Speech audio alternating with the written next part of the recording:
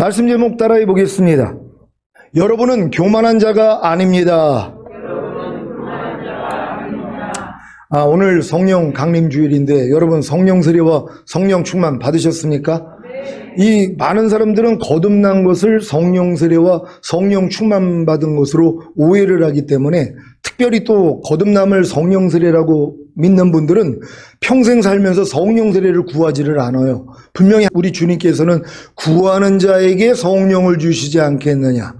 우리 주님은 불과 성령으로 세례를 주시는 자라 그랬거든요. 그러니까 세례요한은 나는 불로 세례를 베푸나 내 뒤에 오시는 분은 성령과 불로 세례를 주신다는 것이란 말이에요. 그러니까 성령 세례와 성령의 불 세례는 주님이 주시는 것이란 말이에요. 근데 이거는 구하지 아니하면 얻을 수가 없는 것이란 말이에요. 근데 많은 사람들은 구하여도 얻지 않는 성령이 있죠. 바람이 임의로 불 때 어디서 오고 어디로 가는지 모르는 것처럼 성령으로 난 자들도 이와 같은 그러니까 성령으로 거듭날 때는 여러분이 모르고 거듭난단 말이에요. 왜냐면 거듭남에 대해서 모르는 분들은 내가 지금 거듭나서 하나님의 음성이 들리고 또한 하나님의 말씀이 깨달아지고 또한 은사들이 나타나도 그게 거듭남인지를 모른다는 것이란 말이에요. 그러니까 갓난아이가 태어나자마자 자기가 태어난 걸 모르고 남자인지 여자인지 어떻게 태어난지도 모르는 것처럼 우리도 이와 같다는 것이에요. 근데 어느 정도 성장하다 보니까 내가 그때 거듭난 거구나 하고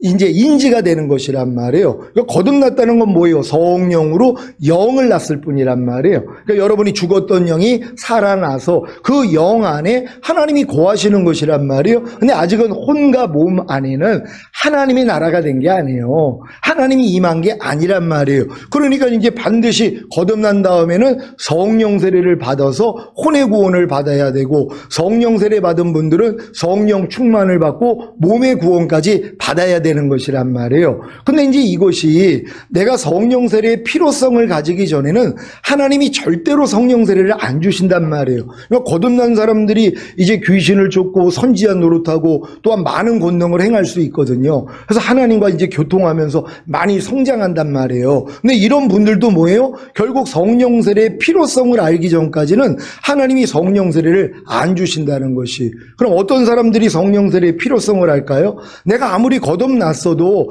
주여 주여 해도 하나님 뜻대로 못 산단 말이에요. 내가 못 이기는 죄가 있고 못 버리는 죄가 있고 또 하나님 말씀을 알면서도 순종하지 못하는 것 때문에 오라 나는 공고한 사람이로다, 여기까지는 와야 된단 말이에요. 그러니까 여기까지 온 사람들이 어떤 고백을 해요? 하나님, 차라리 나를 데리고 가시던가 나를 죽이시던가 해 주십시오. 나 진짜 하나님 말씀대로 살고 싶은데, 진짜 악은 모양이라도 버리고 싶고 죄를 피 흘리기까지 싸우고 싶은데 하나님 안 되네요? 이 마음까지 된단 말이에요. 이 마음이 돼야지. 너 진짜 이 마음이 됐어? 너 진짜 나를 위해 살고 싶어? 그럼 내가 살 수 있는 능력을 줄게 하고 부어주시는 게 성령 세례란 말이에요. 그러니까 그 전 단계에서 웬만한 신앙생활하는 사람들은 성령 세례의 필요성을 모른단 말이에요. 왜? 내가 살아도 주님을 위해 살고 죽어도 주님을 위해 죽겠다는 이 마음을 못 갖는단 말이에요. 웬만한 신앙생활 하는 사람들은. 근데 진짜 마음을 다하고 뜻을 다하고 목숨을 다하여 주님을 사랑하는 사람, 어찌하든 하나님의 말씀대로 순종하려고, 그래서 악은 모양이라도 버리려고 순종하는 사람들은 뭐예요? 안 되는 나를 발견하기 때문에 하나님 앞에 애통하기를 시작하는 거예요. 하나님, 언제까지 나를 내버려 두십니까? 내가 언제까지 죄를 이기지 못하고 언제까지 하나님 말씀을 순종하지 못하는 자로 하나님 내버려 두시겠습니까? 하나님, 그러려면 차라리 나를 데리고 가세요. 차라리 죽는 게 낫습니다. 내가 오래 살아봤자 죄만 더 짓고 점점 더 내 신앙은 식어져 가고 내가 미지근하면 토해요 내친다 했는데 그 말씀이 내게 임할까 두렵습니다. 주님 오실 때 들림받지 못하고 이 땅에 떨어져 7년 대환란을 겪을까 두렵습니다. 차라리 주님 오시기 전에 데려가 주세요. 이 마음까지 돼야 된단 말이에요. 그러니까 이 마음이 된 사람들은 뭐예요? 이제 하나님이 성령 세례를 주시는 것이란 말이에요. 그러니까 예수님이 부활하시고 저녁 때 나타나서 그 두려워하는 제자들에게 어떻게 하십니까? 숨을 내쉬면서 성령을 받아라 그랬단 말이에요. 그때 뭐예요? 죽었던 영이 살아난 거란 말이에요. 근데도 물고기 잡으러 떠나잖아요. 죽음을 극복을 못해 두려움을 극복을 못한단 말이에요. 그러니까 주님이 다시 나타나셔서 40일 동안 유하면서 천국 복음 알려주시고 올라가면서 뭐라고 그래요? 너희가 몇 날이 못되어 성령으로 세례를 받으리라 그랬단 말이에요.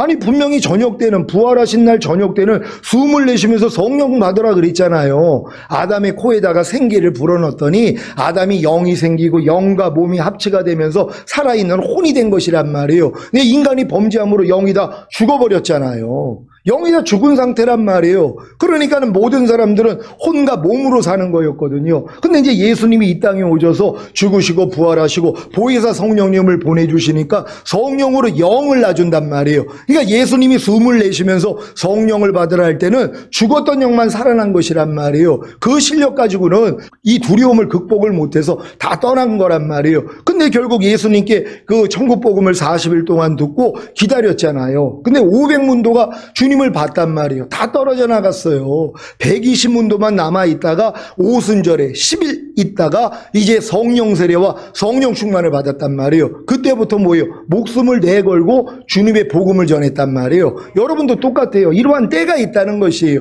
거듭나가지고 이제 하나님의 임재를 경험하고 말씀 묵상 기도 순종 훈련하면서 성장하다가 오라까지 온 사람들, 하나님 내가 아무리 거듭나서 귀신을 쫓고 권능을 행하고 선지자 노릇해도 나는 불법을 행하는 자입니다. 주님이 나를 모른다 하시는 것처럼 나는 하나님께 외면당할 수밖에 없는 존재입니다. 어떻게 하면 좋겠습니까? 그럴 때 뭐예요? 성령 세례가 들린단 말이에요. 아, 믿음의 결국은 영의 구원이 아니라 혼의 구원이었구나. 그래서 우리의 마음이 그리스도 마음으로 바뀌어진단 말이에요. 이 마음으로만 이길 수 있는 것이란 말이에요.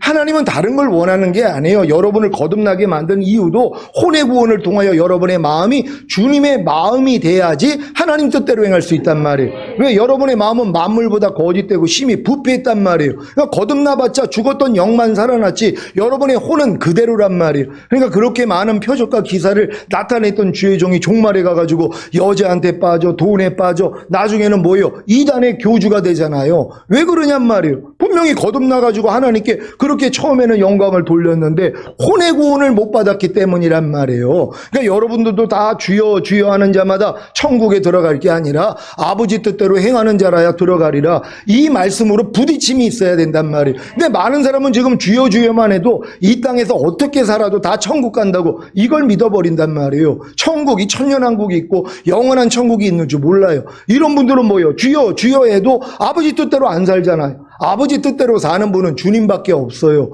여러분이 아버지 뜻대로 살기 위해서는 주님 마음을 갖는 수밖에 없단 말이에요. 그러니까 너희가 이 마음을 품으라 곧 그리스도 예수의 마음이니. 그러니까 여러분의 마음의 할례를 받고 주님의 마음이 돼야지만이 하나님 뜻대로 행할 수 있단 말이에요. 이런 사람만 천년왕국에 들어가는 것이란 말이에요. 그러니까 여러분들이 이런 과정을 다 알기 때문에 지금은 구하기만 하면 구하는 자에게 성령을 주시지 않겠느냐. 거저 주는 성령 아니에요. 거듭날 때 주는 성령 아니에요. 이 모든 필요성을 알아가지고 내가 진짜 하나님 뜻 가운데 살고 싶습니다 할 때 하나님이 그 때가 된 사람에게만 성령 세례를 주시는 거예요. 그러니까 여러분이 지금 저를 통해 아무리 성령 세례를 10년 동안 들었어요. 그래서 성령 세례 임하지 않은 분들이 있죠. 왜 그러세요? 아직 필요성을 모르기 때문이에요. 내가 이제 어느 정도 철이 들어가지고 나 이제 주님을 위해 살겠습니다. 내가 살아도 주님을 위해서 살고 죽어도 주님을 위해 죽겠습니다. 이런 사람들을 주님이 기특하게 여기세요. 너 진짜 나를 위해 그렇게 살고 싶어? 근데 너 혼자 힘으로는 못 살지? 내가 성령 세례 줄게. 성령 충만 줄게. 그때 임하는 것이란 말이에요. 근데 이럴 마음도 없는 사람한테 왜 주냔 말이에요. 그냥 거듭나가지고 그냥 말씀 묵상 기도 순종하면서 매일 넘어지고 일어나고 넘어지고 일어나고 그리고 그냥 내 뜻대로 살다가 또 주님 뜻대로 살다가 이런 사람들에게 성령 세례를 왜 주시냔 말이에요. 줄 필요가 없죠. 진짜 내가 주님의 뜻 가운데 살고 싶은 사람들, 그래가지고 하나님 내가 차라리 죄를 지을 바에는 나를 그냥 죽이세요. 이런 마음까지 되는 사람을 하나님이 기특하게 여기신단 말이에요. 너 이제 때가 됐구나. 너 이제 성령 세례 받을 때가 됐구나. 그래서 성령 세례를 주신단 말이에요. 성령 세례가 임하니까 그때부터 뭐예요? 이기는 자가 된다는 것이에요. 여러분 다 성령 세례 받으시기를 바랍니다. 지난 시간에 여러분 안에 그리스도가 사신다면 자랑하지 않는다고 했는데 그리스도로 사시면서 자랑하지 않고 잘 사셨습니까?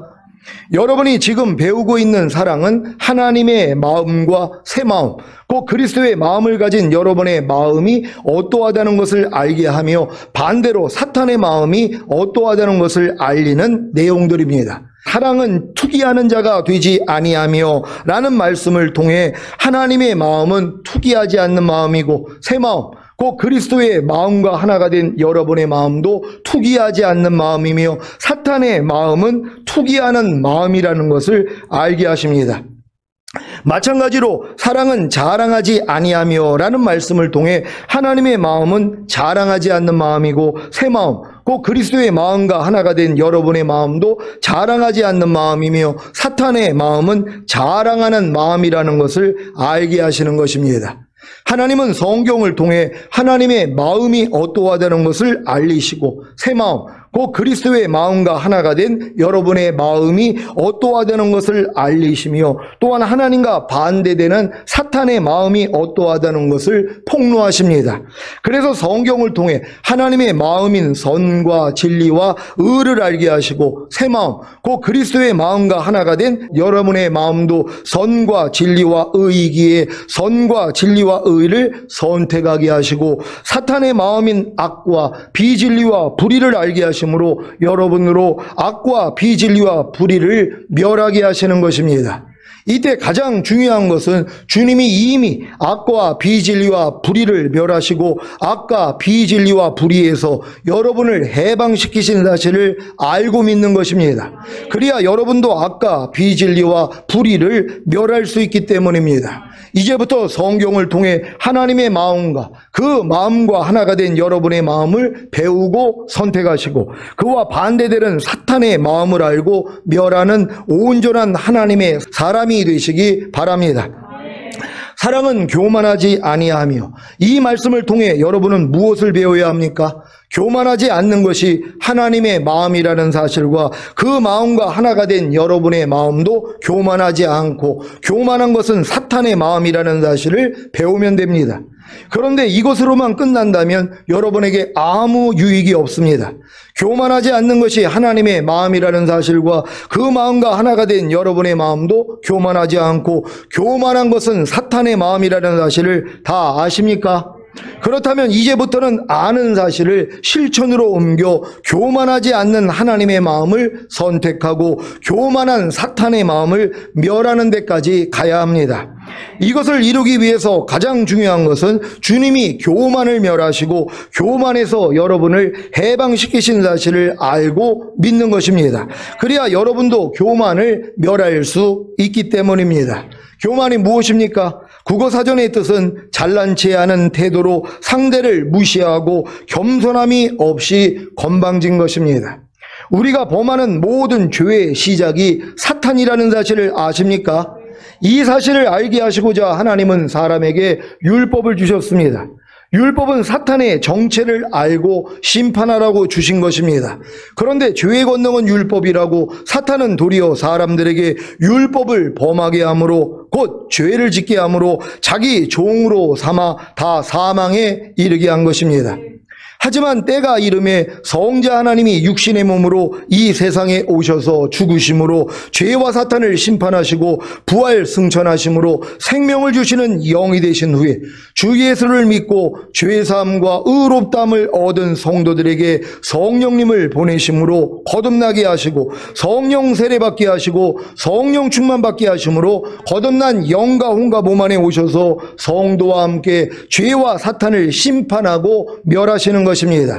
그 결과가 바로 성령을 쫓아 행함으로 율법의 요구가 이루어지는 것입니다. 율법의 요구는 바로 죄와 사탄을 심판하고 멸함으로 하나님의 뜻을 행하는 완전한 자가 되게 하는 것입니다.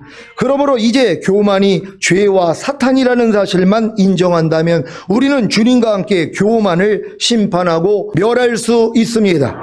교만이 사탄인 것을 믿습니까? 교만은 죄의 시작과 끝입니다. 이사야 14장 12절로 14절을 한글 킹제임스로 읽겠습니다. 제가 먼저 읽습니다. 오 아침의 아들 루시퍼야, 내가 어찌 하늘에서 떨어졌느냐? 민족들을 연약하게 하였던 내가 어찌 땅으로 끊어져 내렸느냐? 이는 내가 내 마음속에 말하기를 내가 하늘에 올라가서 내 보좌를 하나님의 별들보다 높일 것이요 내가 또한 북편에 있는 회중의 산 위에 앉으리라. 다 같이 내가 구름들의 높은 것들 위로 올라가서 지극히 높으신 분같이 되리라 하였음이라. 아멘. 교만은 하나님과 비기려는 마음입니다. 자기도 하나님이 될 수 있다는 착각이 교만입니다. 성경에서 말하는 교만은 우리의 삶에서 하나님의 성품과 주권을 일부러 인정하지도 드러내지도 않은 채 오히려 자신의 처세 방식을 선호하며 하나님께 이렇게 대드는 것을 뜻합니다. 제 인생은 제 마음대로 할 테니 하나님은 간섭하지 마십시오. 하나님이 정 필요하다면 그때 제가 부르겠습니다. 이렇듯 교만이란 하나님의 필요성을 거절하는 것입니다. 하나님으로부터의 독립선언입니다. 하나님을 의지하지 않는 것입니다. 그래서 교만한 사람은 기도하기를 즐거워하지 않습니다. 범사의 주님을 인정하지 않습니다. 예배드리는 것을 즐거워하지 않습니다. 그리고 순종하지 않습니다. 지금 하나님의 말씀대로 순종하지 않는 사람들은 다 교만한 죄에 빠져 있는 것입니다. 자기 스스로가 하나님이 되어 있기에 자기 맘대로 자기 뜻대로 삽니다. 그래서 교만한 자들은 주여 주여는 하지만 천년왕국에는 들어갈 수 없습니다. 왜냐하면 하나님의 뜻대로 살고자 하지 않고 자기 뜻대로 살고자 하기 때문입니다. 40년의 광야 연단을 마치고 요단을 건너 가나안에 들어온 이스라엘에게 나타난 현상이 무엇인지 아십니까? 어느새 교만해져서 자기 소견에 옳은 대로 행하는 것입니다. 곧 스스로 왕이 되어 살았다는 것입니다. 사사기 17장 6절입니다. 다 같이 읽습니다. 시작. 그때에는 이스라엘에 왕이 없으므로 사람마다 자기 소견에 옳은 대로 행하였더라. 아멘. 사사기가 언제 일어난 일입니까? 여호수아를 통해서 가나안 땅을 정복한 다음에 사사시대가 됐다는 것이란 말이에요. 하나님이 원하시는 가나안 땅으로 입성을 했단 말이에요. 그러면 당연히 하나님을 왕으로 모시고 하나님 뜻대로 살아야 되는데 사람들이 어떻게 살았다고요? 자기 소견에 옳은 대로 살았다는 것이에요. 지금 여러분 중에 성령 세례, 성령 충만, 전임 구원 받은 분들이 계시잖아요. 이들은 이미 가나안 땅에 들어온 사람들이란 말이에요. 그럼 가나안 땅에 들어왔으면 어떻게 살아야 됩니까? 더욱더 하나님을 왕으로 모시고 하나님의 모든 말씀 가운데 순종해야 되지 않겠습니까? 근데 자기 소견에 옳은 대로 사는 것이란 말이에요. 아니 내가 지금 성령 세례, 성령 충만, 전임 구원까지 받아서 하나님의 생명으로 풍성해져 있지 않습니까? 하나님의 모든 말씀이 내 영과 혼과 몸으로 하나가 된 사실을 믿는단 말이에요. 그럼 어떻게 살아야 돼요? 그 말씀으로 살아야 되잖아요. 근데 또 예전의 습관대로 내 소견에 옳은 대로 산단 말이에요. 내가 예배 드리고 싶으면 드리고 싶지 않으면 안 드리고 판단하고 싶으면 판단하고 안 하고 싶으면 안 하고 자기가 주체가 되어 있단 말이에요. 이런 모습이 바로 교만이라는 것이란 말이에요. 이런 교만한 모습을 발견할 수 있는 여러분 되시기를 바랍니다. 여러분은 광야 연단을 마치고 요단을 건너 가나안에 들어왔습니까? 새 언약의 성취인 성령 세례를 받고 새 마음, 곧 그리스도의 마음과 하나가 된 마음을 가졌습니까? 그렇다면 그리스도처럼 살아야 합니다. 그리스도처럼 사는 것이 무엇입니까? 교만하지 않고 겸손하게 사는 것입니다. 즉 스스로 살지 않는 것입니다. 요한복음 5장 19절입니다. 다 같이 읽습니다. 시작. 그러므로 예수께서 저희에게 이르시되 내가 진실로 진실로 너희에게 이르노니 아들이 아버지의 하시는 일을 보지 않고는 아무것도 스스로 할 수 없나니 아버지께서 행하시는 그것을 아들도 그와 같이 행하느니라. 아멘. 우리 주님이 어떻게 살았어요? 아버지의 하시는 일을 보지 않고는 행하지 않았다는 것이란 말이에요. 예수님조차도 아버지가 하시는 대로, 아버지가 보여주신 대로 행하신 것이란 말이에요. 자기 의지대로, 자기 생각대로, 자기 마음대로 살지 않았다는 것이란 말이에요. 우리는 주님의 마음을 가지지 않았습니까? 아니 성령 세례를 받았다는 건 마음의 할례를 받고 그리스도의 마음이 된 거 아니에요. 그럼 그리스도처럼 살아야 된단 말이에요. 그리스도는 뭐예요? 아무것도 스스로 하지 않는다는 것이에요. 아버지께서 보여주시고 들려주신 대로 행한다는 것이에요. 철저히 아버지 하나님을 의뢰한 것이란 말이에요. 우리도 마찬가지죠. 우리가 주님의 마음이 되었다면 철저히 주님을 의뢰해야 된단 말이에요. 더 이상 내 마음과 내 육체가 원하는 대로 사는 삶을 끊어내야 된단 말이에요. 근데 여전히 그렇게 살고 있는 모습이 있다는 것이에요. 이런 모습을 다 발견할 수 있는 여러분 되시기를 바랍니다. 요한복음 5장 30절입니다. 다 같이 읽습니다. 시작. 내가 아무것도 스스로 할 수 없노라. 듣는 대로 심판하노니 나는 나의 원대로 하려 하지 않고 나를 보내신 이의 원대로 하려는 거로 내 심판은 의로우니라. 아멘. 요한복음 8장 28절입니다.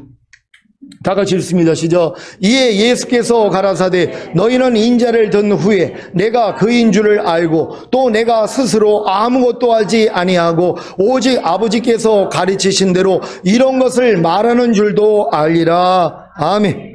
새 언약의 성취인 성령 세례를 받고 새 마음, 곧 그리스도의 마음과 하나가 된 마음을 가졌다는 성도가 자기 소견에 옳은 대로 행하고 있다면 벌써 교만해진 것입니다.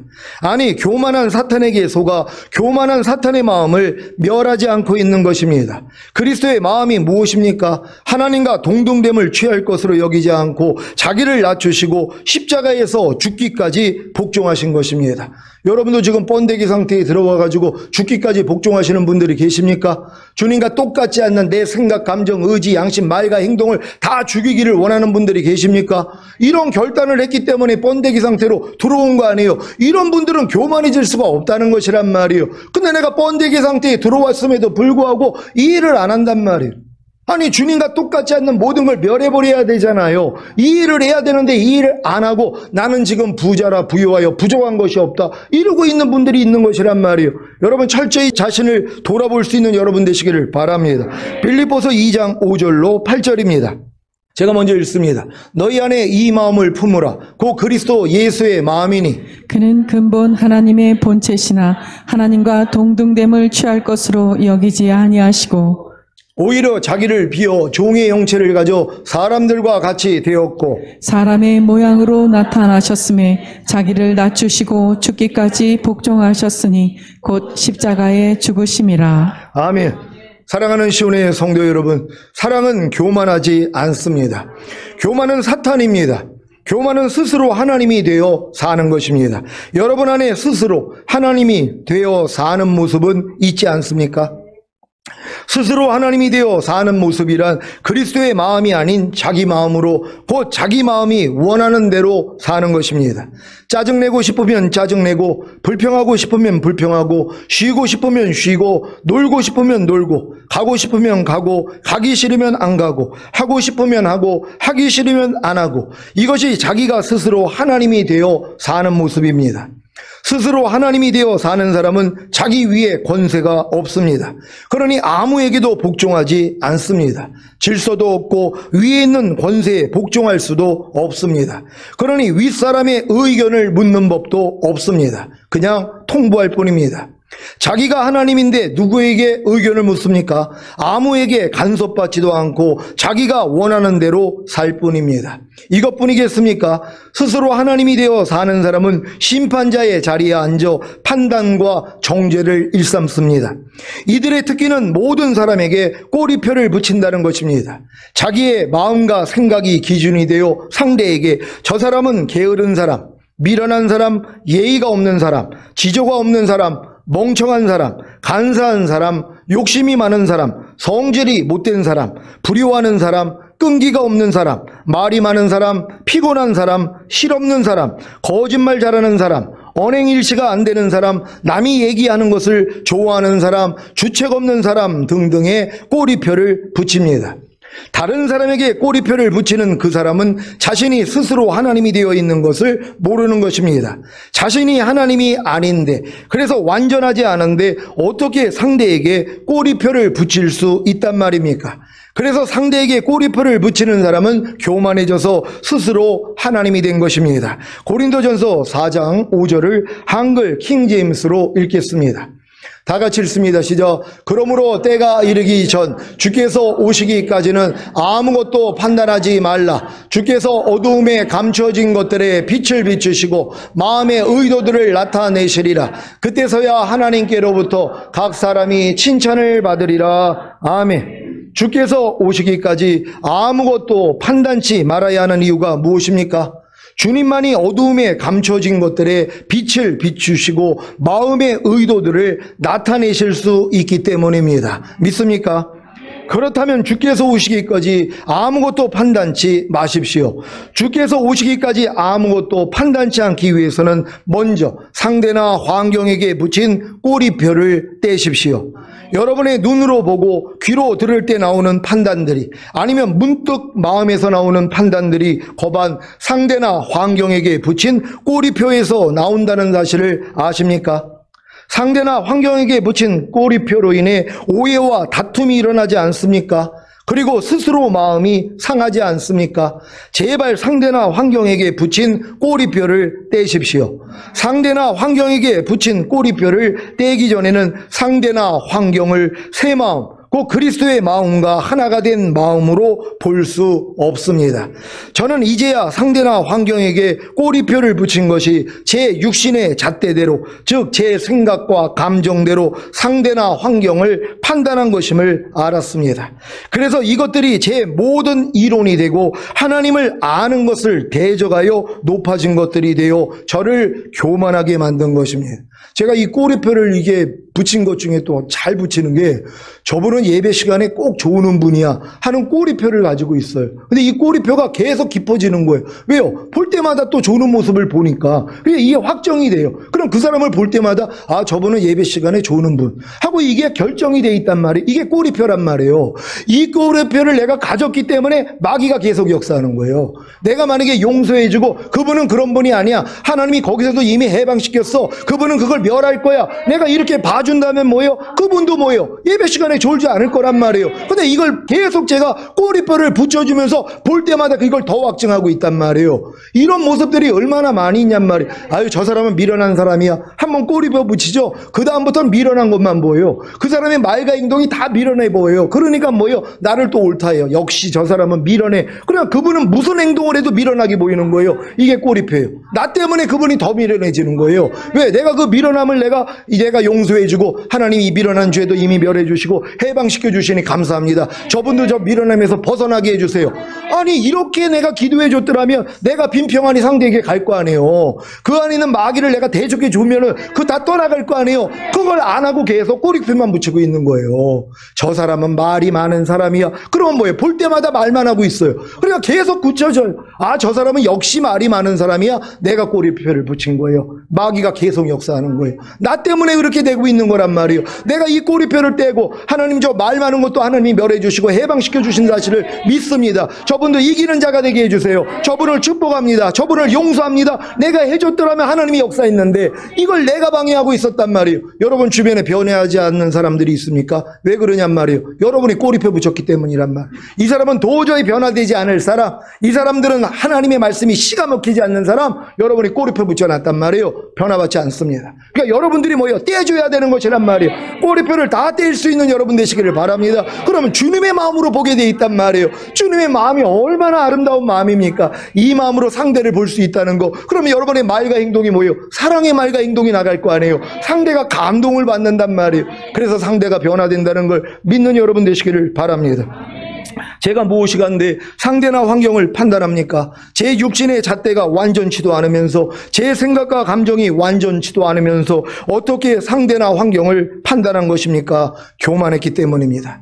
제가 예전에 가정폭력 피해자 보호시설을 운영할 때 어떤 목사님께 붙인 꼬리표가 있었습니다. 무엇인지 아십니까? 바로 사기꾼이었습니다. 그 목사님만 생각하면 자연스럽게 사기꾼이라는 생각이 떠오르고, 그 목사님에 대해 누가 물으면 사기꾼이라는 말을 종종 했습니다. 그러면서도 이건 정당하다고 생각했습니다. 이것이 제 교만이었습니다. 야고보서 4장 11절입니다.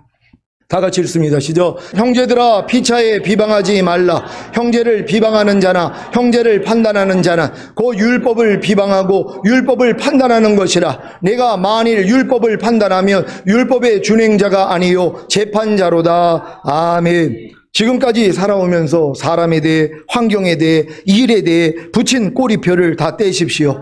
이것이 모든 이론을 파하며 하나님 아는 것을 대적하여 높아진 것을 다 파하고 모든 생각을 사로잡아 그리스도께 복종시키는 비결입니다. 여러분이 지금까지 살아오면서 사람에 대해, 환경에 대해, 일에 대해 붙인 꼬리표를 다 떼면 그리스도의 마음으로 다시 보게 될 것입니다. 이것이 지금 제게는 불로 연단한 금을 사서 부여하게 하고 흰 옷을 사서 입어 벌거벗은 수치를 보이지 않게 하고 안약을 사서 눈에 발라 보게 하는 열심입니다. 그래서 저의 죄와 허물과 부족함과 연약함을 발견하기에 회개하는 것입니다. 결국에는 회개에 합당한 열매를 맺어 아무도 비방하지 않고 판단하지 않을 것입니다. 지금은 비방하고 판단하는 것이 제 교만인 것을 압니다.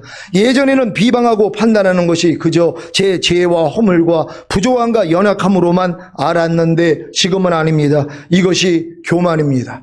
비방하고 판단하는 것이 교만인 것을 아는 것이 왜 중요한지 아십니까? 교만이 죄의 시작과 끝이기 때문에 비방하고 판단하는 것이 교만인 것을 알아야 멸할 수 있기 때문입니다. 여러분은 주님이 이미 비방하고 판단하는 교만의 죄를 멸하시고 그 죄에서 여러분을 해방시키신 사실을 믿습니까? 그렇다면 여러분도 비방하고 판단하는 교만의 죄를 멸하면 되는 것입니다. 제가 전인 구원의 믿음과 영화의 구원의 확신과 최종적인 구원의 확신을 얻은 후에 얼마나 많은 죄와 허물과 부족함과 연약함을 발견했는지 모릅니다. 그래서 제가 가난한 자들과 병신들과 소경들과 저는 자들 중에 하나인 것을 알았습니다. 그럼에도 불구하고 저의 죄와 허물과 부족함과 연약함을 원수로 여겨 멸하지 못했습니다. 도리어 동정했습니다. 왜 그런지 아십니까? 저의 죄와 허물과 부족함과 연약함을 교만으로 보지 못했기 때문입니다. 그래서 원수로 여기지 않으므로 멸하지 않은 것입니다. 이것은 마치 가나안에 들어간 이스라엘이 가나안의 7 족속과 31명의 왕들을 다 멸해야 하는데 가드와 가사와 아스돗 성읍에 있는 아낙 사람을 다 멸하지 않는 것과도 같습니다. 왜 다 멸하지 않은 것입니까? 별로 대수롭지 않게 여겼기 때문입니다. 그래서 전쟁을 그친 것입니다. 여러분도 혹시 전인 구원의 믿음과 영화의 구원의 확신과 최종적인 구원의 확신을 얻은 후에 여러 가지 죄와 허물과 부족함과 연약함을 발견했음에도 불구하고 전쟁을 그치지 않았습니까? 여호수아 11장 15절로 23절입니다. 제가 먼저 읽습니다. 여호와께서 그종 모세에게 명하신 것을 모세는 여호수아에게 명하였고 여호수아는 그대로 행하여 여호와께서 무릇 모세에게 명하신 것을 하나도 행치 아니한 것이 없었더라. 여호수아가 이같이 그 온 땅 곧 산지와 온 남방과 고센 온 땅과 평지와 아라바와 이스라엘의 산지와 그 평지를 취하였으니 곧 세일로 올라가는 한락산에서부터 헤르몬산 아래 레바논 골짜기의 바알갓까지라 그 모든 왕을 잡아 쳐 죽였으며 여호수아가 그 모든 왕과 싸운 지는 여러 날이라. 기브온 거민 히위 사람 외에는 이스라엘 자손과 화친한 성음이 하나도 없고 다 이스라엘 자손에게 쳐서 취한 바 되었으니 그들의 마음이 강팍하여 이스라엘을 대적하여 싸우러 온 것은 여호와께서 그리하게 하신 것이라. 그들로 저주받은 자 되게 하여 은혜를 입지 못하게 하시고 여호와께서 모세에게 명하신 대로 진멸하려 하심이었더라.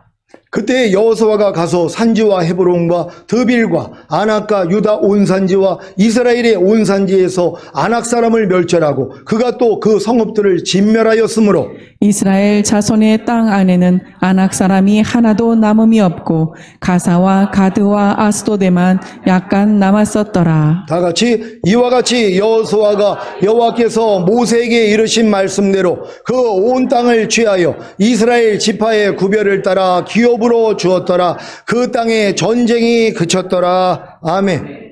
15절에 여호와께서 무릇 모세에게 명하신 것을 하나도 행치 아니한 것이 없었더라고 한 대로 21절에 여호수아가 가서 산지와 헤브론과 드빌과 아낙과 유다 온 산지와 이스라엘의 온 산지에서 아낙 사람을 멸절하고 그가 또 성읍들을 진멸했습니다. 그래서 22절에 이스라엘 자손의 땅 안에는 아낙 사람이 하나도 남음이 없다고 했습니다. 그런데 가사와 가드와 아스도세만 약간 남았었더라고 하면서 23절에 여호수아가 여호와께서 모세에게 이르신 말씀대로 온 땅을 취하여 이스라엘 지파의 구별을 따라 기업으로 주고 그 땅의 전쟁을 그치게 한 것입니다. 아니 여호수아가 하나님이 모세에게 명하신 것을 행치 않은 것이 하나도 없었는데 왜 하나님이 다 진멸하라는 아낙 사람을 가사와 가드와 아스도데만 약간 남겨놓은 것입니까? 그리고 왜 이스라엘 지파의 구별을 따라 기업으로 주고 그 땅의 전쟁을 그친 것입니까? 18절에 여호수아가 그 모든 왕과 싸운 지는 여러 날이라고 한 것 같이 오랜 전쟁에 피곤하고 지치기도 했겠지만 하나님이 다 진멸하라는 아낙 사람을 가사와 가드와 아스도데만 약간 남겨놓은 채로 그 땅에 전쟁을 그친 것은 잘못된 것입니다. 그 결과가 어떻게 나타났는지 아십니까? 사사기 16장을 보면 삼손이 그 약간 남겨둔 가사에서 기생 들릴라를 만나고 그 들릴라로 인해 두 눈이 뽑히고 파멸합니다. 또 사무엘상 17장을 보면 블레셋의 전쟁 영웅 골리앗이 등장하는데 4절에 골리앗은 가드 사람이라고 했습니다. 여호수아가 약간 남겨놓은 가드에서 골리앗이란 괴물이 나온 것입니다. 그리고 사무엘 1장을 보면 이스라엘 역사에서 결코 잊을 수 없는 시욕적인 전쟁 얘기가 나오는데 그게 바로 에베네셀 전쟁입니다. 이스라엘의 성지인 에베네셀에서 이스라엘 군대가 블레셋 군대에 크게 패하고 들고 나갔던 하나님의 언약궤마저 빼앗기는데 블레셋 군대는 그 하나님의 궤를 가져가 약간 남겨놓은 아스돗에 있는 그들의 다곤 신전에 감금했습니다. 일찍이 여호수아와 이스라엘 군대가 하나님이 명하신 대로 가사와 가드와 아스돗까지도 다 멸했다면 왜 이런 비극이 발생했겠습니까? 왜 여러분이 전인구원의 믿음과 영화의 구원의 확신과 최종적인 구원의 확신을 얻은 후에 하나님의 모든 말씀에 순종하고 하나님의 모든 말씀에 불순종하는 육체와 세상과 자아와 죄와 악한 영들을 죽이는, 살아도 주님을 위해 살고 죽어도 주님을 위해 죽는 삶을 사셔야 하는지 이해가 되십니까? 그리야 여러분의 죄와 허물과 부족함과 연약함을 발견함으로 다 멸할 수 있기 때문입니다. 문제는 발견한 여러분의 죄와 허물과 부족함과 연약함을 교만으로 보지 않으면 전쟁을 그칠 수 없다는 것입니다.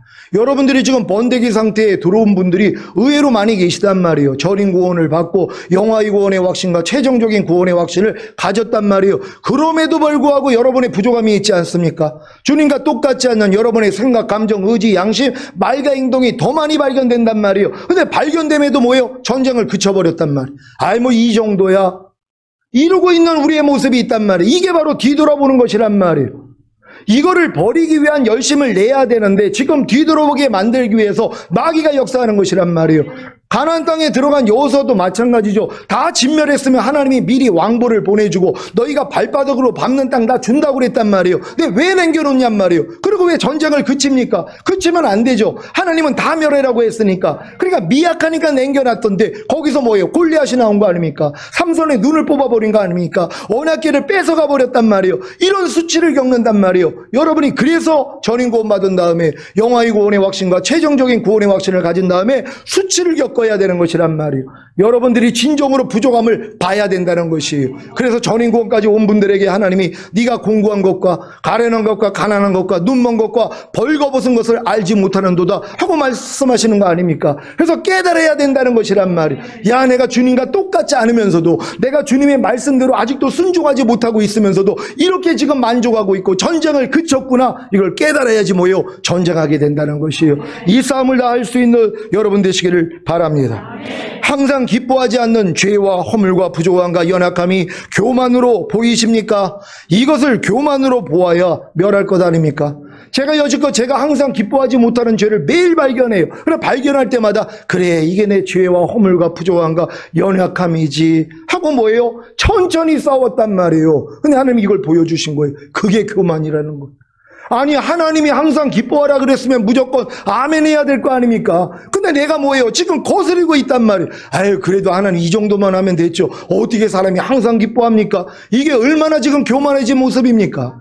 아니 하나님의 말씀에 대해서 어떻게 우리가 이렇게 항변할 수 있냔 말이에요. 진정으로 우리가 겸손하다면 무조건 아멘 해야 될 거 아닙니까? 이걸 교만으로 여겨야 버릴 수 있는 것이란 말이에요. 왜? 교만은 패망의 선봉이기 때문에. 교만은 뭐예요? 마귀가 지었던 죄 아닙니까? 하나님과 자기를 균등하게 본 거 아닙니까? 여러분 지금 하나님 말씀과 균등하게 여기는 분들 계시지 않습니까? 염려하는 분들이요. 뭡니까? 염려하지 말라는 말씀에 대해서 여러분들이 뭐예요? 여러분 자신을 비기고 있는 거예요. 순종하지 않는 거란 말이에요. 그리고 그러면 뭐예요? 여러분이 염려하고 있는 것이란 말이에요. 이걸 누가 교만으로 하냔 말이에요. 이걸 교만으로 여긴다면 벌써 버렸죠. 근데 많은 사람은 교만으로 여기지 않아요. 내가 지금 불평하고 있습니다. 남을 판단하고 있어요. 미워하고 있어요. 열심도 내지 않고 있어요. 말씀 묵상도 안 해요. 기도도 안 해요. 예배도 제대로 안 드려요. 이걸 교만으로 여긴다면 다 버릴 거 아닙니까? 근데 이걸 누가 교만으로 여기냔 말이에요. 아이, 내 그냥 부족함이지. 아직 연약함이지. 아이, 때가 이르면 내가 뭐 되겠지? 이걸 근데 여러분이 교만으로 여기는 순간 뭐예요? 다 끊어버릴 수 있다는 것이, 다 모든 죄를 교만으로 여길 수 있는 여러분 되시기를 바랍니다. 쉬지 말고 기도하지 않는 죄와 허물과 부족함과 연약함이 교만으로 보이십니까? 이것을 교만으로 보아야 멸할 거 아닙니까? 지금 기도 쉬고 있는 분들이요. 하나님 분명히 쉬지 말고 기도하라고 그러는데 이 말씀을 집 밟아버렸단 말이에요. 그래서 일주일 동안 기도하지 않습니다. 이 말씀을 완전히 지금 대적해서 집 밟아버리고 있는 거예요. 얼마나 높아진 겁니까? 얼마나 교만한 것입니까? 근데 이걸 교만으로 여기지 않는단 말이에요. 에이, 바쁘니까, 아유, 기도할 때가 있으면 또 기도하겠지? 하고 넘어가는 것이에요. 이게 얼마나 높아진 마음이냔 말이에요. 이 마음을 가지고 어떻게 휴거가 되겠냔 말이에요. 그러니까 여러분들 주님 오실 때 진정으로 휴거 되실 분들은 모든 죄를 교만으로 여겨야 되는 것이에요. 그러니까 이 죄를 뽑을 수 있다는 걸 믿으시기를 바랍니다. 범사에 감사하지 않는 죄와 허물과 부족함과 연약함이 교만으로 보이십니까? 이것을 교만으로 보아야 멸할 것 아닙니까? 그러니까 여러분들이 이걸 교만으로만 여긴다면 무슨 일이 있어도 감사가 먼저 나온단 말이에요. 왜? 감사하지 않는 걸 교만으로 여기니까 끔찍한 죄 아닙니까? 그러니까 버려버리는 거 아닙니까? 그러니까 여러분들 순종할 수 있다는 거 믿으시길 바랍니다. 뭐뭐 하라, 뭐뭐 하지 말라, 뭐뭐 버리라, 뭐뭐 지키라는 말씀에 순종하지 않는 것을 교만으로 여기면 다 멸할 수 있다는 사실을 믿으시기 바랍니다. 주님이 공중으로 강림하실 때까지 이 전쟁을 멈추지 마시기 바랍니다.